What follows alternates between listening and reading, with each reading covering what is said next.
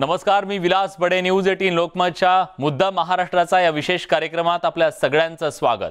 केंद्र सरकारनं जातीनिहाय जनगणना करून आरक्षणाचे राज्याचे अधिकार काढून जे घेतलेले आहेत अशा प्रकारचा आरोप राष्ट्रवादी काँग्रेसचे अध्यक्ष शरद पवार यांनी केलाय. मात्र केंद्र हे अधिकार पुन्हा बहाल केल्याचं सांगतंय. ही शुद्ध फसवणूक असल्याचं सुद्धा शरद पवार म्हणाले. इंदिरा साहनी प्रकरणात 50% जास्त आरक्षण देता येत नाही हे स्पष्ट आहे. त्यामुळे 50% मर्यादा काढून टाका अशी मागणी शरद पवार यांनी केली आहे.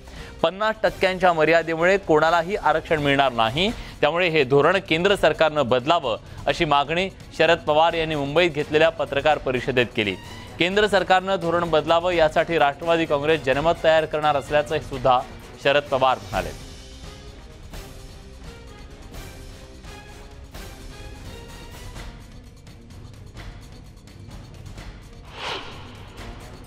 केंद्र सरकारने राज्यांचे अधिकार इतर मागासवर्गीय सर्वांच्या उद्देश काढून घेतलेले होते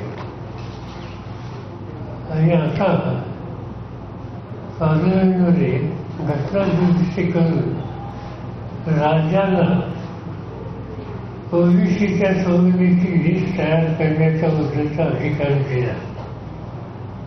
त्यामुळे अनेक ठिकाणी लोकांचा तसा समज झाला की महत्त्वाचं पाऊल केंद्र सरकारने टाकलं. पण माझ्या मते ही ओबीसीची शुद्ध फसवणूक आहे.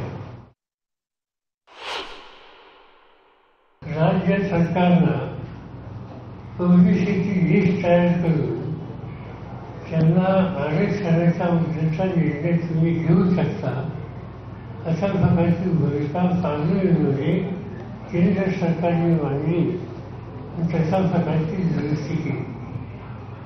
पण प्रत्येक संघटनानं तिचा काही उपयोग होणार नाही.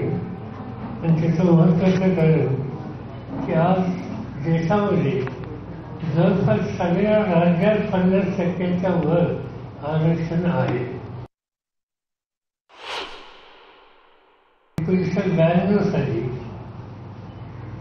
9 न्यायाधीशांच्या खंडपीठानं सर्वोच्च न्यायालयात इंदिरा साहनी विरुद्ध भारत सरकार याच्यामध्ये आरक्षणाच्या मुद्द्याचा एक महत्त्वाचा निर्णय दिला.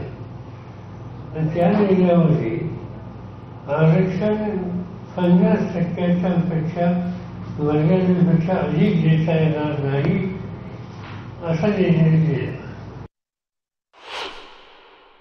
सगळ्या राज्यामध्ये 50%ची जी लिमिट आहे ती ओलांडलेली आहे आणि त्यामुळं राज्यांना अधिकार दिले.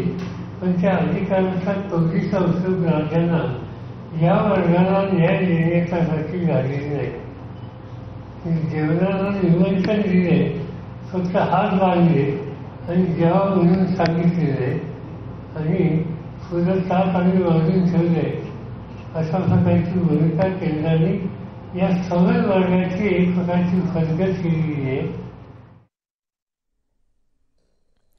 या सगळ्याबद्दल अधिक बोलण्यासाठी आता आपल्या सोबत प्रफुल्ल साळुंखे आहेत. प्रफुल्ल, केंद्र सरकारनं जेव्हा ही घटना दुरुस्ती केली त्यानंतर स्वाभाविकपणे आता राज्य सरकारवरती एक जबाबदारी आलेली होती आरक्षणाच्या संदर्भात निर्णय घेण्याची. एक दबाव सुद्धा राज्य सरकारवरती होता. पण आता त्याच्यावर पलटवार करण्याचा हा प्रयत्न आहे शरद पवारांचा की आपण जनमत तयार करू याच्या संदर्भातलं की 50%ची जी मर्यादा आहे ती ओलांडा, त्यानंतर आम्ही निर्णय घेऊ. विलास, आपण जर पाहिलं तर राज्य सरकारनं यापूर्वी देखील ही भूमिका स्पष्ट केली आहे. म्हणजे जेव्हा ही घटना दुरुस्ती जेव्हा होत होती त्यावेळी देखील ज्यांच्याकडे मराठा आरक्षणाच्या संदर्भात उपसमितीचं अध्यक्षपद आहे, अशोकराव चव्हाण असतील, मुख्यमंत्री उद्धव ठाकरे असतील, यांनी वारंवार ही मागणी केली की जे 50%चं आरक्षण आहे तिची मर्यादा जी आहे ती या ठिकाणी वाढवा, राज्यांना अधिकार देऊन फायदा नाही. आता शरद पवार यांनी देखील आजच्या पत्रकार परिषदेमध्ये हीच भूमिका या ठिकाणी मांडली आहे. म्हणजेच आता स्पष्ट आहे की मराठा आणि ओबीसीच्या आरक्षणाच्या मुद्द्यावरनं आगामी स्थानिक स्वराज्य संस्थांच्या निवडणुका देखील होतील आणि कदाचित विधानसभा आणि लोकसभेच्या निवडणुका देखील याच मुद्द्यावरनं होतील हे आता स्पष्ट झालं आहे. आता राष्ट्रवादी काँग्रेस देखील 50% आरक्षणाचा जो मर्यादा आहे ती वाढवण्यासंदर्भात आपण राज्यभर मोहीम जी आहे ती उघडणार असल्याचं शरद पवार यांनी स्पष्ट केलं. त्यामुळे आता एकूण संपूर्ण राज्याच्या राजकारणाची दिशा जी आहे ती मराठा आणि ओबीसी आरक्षणाच्या मुद्द्यावर राहील, हे आता स्पष्ट होताना दिसत आहे. धन्यवाद प्रफुल्ल, तुम्ही दिलेल्या सगळ्या सविस्तर माहितीबद्दल. तेव्हा आज शरद पवार यांनी पहिल्यांदाच अगदी जाहीरपणे भूमिका मांडलेली आहे मराठा आरक्षणाच्या संदर्भातली, केंद्र सरकारनं जी दुरुस्ती केली त्याच्या संदर्भातली, आणि पुढची दिशा नेमकी काय असेल आरक्षणाच्या या सगळ्या लढाईमध्ये, असा प्रश्न अनेकांना पडलेला होता. पण आता राष्ट्रवादी काँग्रेसनं याच्यात पुढाकार घेऊन जनमत बनवण्याचा निर्णय घेतलेला आहे. प्रफुल्ल साळुंखे आपले प्रतिनिधी आता आपल्या सोबत आहेत. प्रफुल्ल, जर जनमत बनवायचं असेल तर स्वाभाविक आहे की त्याच्यासाठी जनतेत जावं लागेल.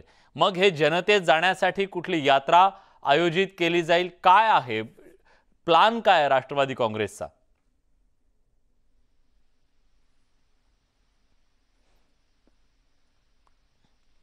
प्रफुल्ल, माझा आवाज तुमच्यापर्यंत पोहोचतोय? विलास, एकदा प्रश्न परत एकदा. हा, प्रश्न असा आहे की राष्ट्रवादी काँग्रेसनं सांगितलं की आता ते जनतेत जाणार आहे. जनतेत जायचं झालं तर त्यांना स्वाभाविकपणे एक यात्रा काढावी लागेल किंवा एखादा कार्यक्रम आखावा लागेल. काय प्लान आहे राष्ट्रवादी काँग्रेसचा? विलास, आपण जर पाहिलं तर जनमत तयार करण्यासाठी राष्ट्रवादी काँग्रेस याच्या संदर्भात जी यात्रा आहे ती नक्की या ठिकाणी समोर आणेल, हे स्पष्ट आहे. कारण राष्ट्रवादी काँग्रेसकडे मराठा आणि ओबीसी या दोन्ही नेत्यांची मोठी फौज जी आहे ती आपल्याला या ठिकाणी पाहायला मिळते.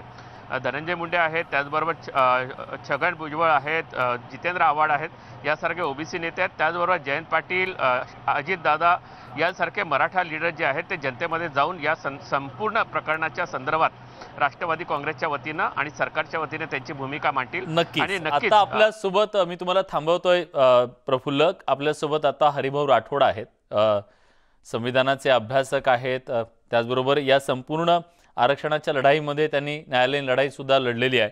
हरिभाऊ, स्वागत आहे तुमचं न्यूज 18 लोकमतमध्ये. आज शरद पवार यांनी जी स्पष्ट भूमिका घेतलेली आहे, त्यांनी असं म्हटलंय की जोपर्यंत 50% मर्यादा हटवली जाणार नाही तोपर्यंत हे आरक्षण देणं शक्य नाही. त्यामुळे केंद्र सरकारनं जरी त्याच्यातली दुरुस्ती केली, राज्यांना ते अधिकार दिलेले असले तरी त्याचा कसलाही उपयोग राज्य सरकारला होणार नाही, कुणालाही आरक्षण मिळणार नाही. त्यांची ही भूमिका तुम्हाला पटतेय का? नाही, असं होणार नाही. आपल्याला मराठा समाजाला आरक्षण देता येईल. राज्य सरकारची एक इच्छाशक्ती पाहिजे. राज्य सरकारची इच्छाशक्ती असेल तर त्यांना आपण आरक्षण देऊ शकतो, कारण तो अधिकार राज्याचाच आहे आणि आता हे क्लिअरच झालंय की राज्याला तो अधिकार मिळालेला आहे. पण राज्याच्या समोरची सगळ्यात मोठी अडचण हरिभाऊ ही आहे असं सांगितलं जात आहे की जर 50% मर्यादा असेल तर मग राज्य सरकारनं आरक्षण द्यायचं कसं? तुम्ही सांगा कसं द्यायचं? हो, देता येईल ना. 50% मर्यादा जी आहे त्याच्या अंतर्गतच देता येईल आपल्याला. त्यासाठी एकच कंडिशन आहे, तुम्हाला जनसंख्या करावं लागेल. आजच मी सगळीकडे प्रेस नोट दिलेली आहे, तुम्हालाही आली असेल ती कदाचित, की 50% मध्ये आपण देऊ शकतो. लोकसंख्या ज्याची जेवढी असेल त्याच्या 50% आपण आरक्षण देऊ शकतो. आणि हाच एक फॉर्म्युला देशामध्ये पुढे चालणार आहे. आणि सब कॅटेगरेशन करावं लागेल ना. जे रोहिणी आयोग काम करत आहे, माननीय पंतप्रधान मोदीजी साहेबांनी एक रोहिणी आयोग नेमलेला आहे की ओबीसी मध्ये सब कॅटेगरेशन करायचं. त्यामुळे देता येणार नाही असं म्हणणं, आपल्या म्हणणं सुद्धा बरोबर. माननीय शरद पवार साहेबांनी पहिल्यांदा हे म्हटलेलं आहे, मराठीच्या संबंधात पहिल्यांदा ते बोलले आहेत. पण कदाचित सुद्धा ह्या गोष्टी माहीत नसेल की त्यांनीच सब कॅटेगरेशन केलं आपल्या महाराष्ट्रामध्ये. जेव्हा हे जे भटके विमुक्तांना दिलं, धनगराला दिलं, वंजाराला दिलं, हे कोणी दिलंय? शरद पवार साहेबांनीच दिलंय. तोच फॉर्म्युला आता वापरायचा आहे. तुम्हाला असं वाटतंय का हरी भाऊ, तुम्हाला असं वाटतंय का की आता ओबीसीमध्ये सब कॅटेगराईज करून आरक्षण देण्याचा निर्णय जर शरद पवार यांनी घेतला तर ओबीसीची प्रचंड मोठी नाराजी त्यांना सहन करावी लागू शकते? म्हणून कुठेतरी ते 50% पेक्षा द्यायचं द्या, 50%च्या आत द्यायचं म्हटलं तर ते स्वाभाविकपणे ओबीसी मधून द्यावं लागेल. नाही, ओबीसी मधून नाराजी येणारच नाही. तुम्हाला सांगतो, कोणालाच धक्का लागणार नाही. मी आजच प्रस्ताव दिलेला आहे. आज आता एक तसा पूर्वी मी तुम्हाला सुद्धा पाठवलेला आहे, सगळीकडे आपण प्रेसला पण दिलेला आहे मी. त्याच्यात कोणाचा धक्का लागत नाही. तसं आपण भटक्या विमुक्त धनगराला दिलं, तसंच तुम्ही 12 बोलतेदाराला द्या. कुणबी, मराठा आणि हे जे आहेत गुजर वगैरे आणि पाटीदार आणि लेवा पाटील यांना एकत्र करून द्या. त्यांच्या लोकसंख्येच्या प्रमाणात विषय संपवा. बर, पण हे केवळ ओबीसीच्या बद्दल तुम्ही म्हणताय?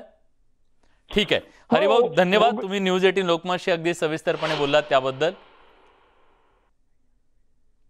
यासोबत या विशेष कार्यक्रमात एक छोटासा ब्रेक घेतोय. कुठे जाऊ नका, पहा फक्त न्यूज 18 लोकमत.